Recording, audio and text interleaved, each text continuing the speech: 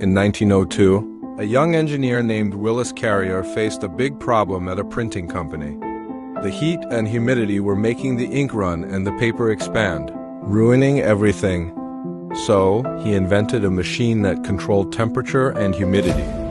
It worked so well that it didn't just save the company, it changed the world. Carrier's invention became the foundation of modern air conditioning, making homes, offices, and even movie theaters bearable during hot summers. Crazy how one problem led to such a cool solution, right? Follow for more surprising history facts that shaped the modern world. Did you know the first air conditioner wasn't made to keep people cool? Nope, it was made to cool ink.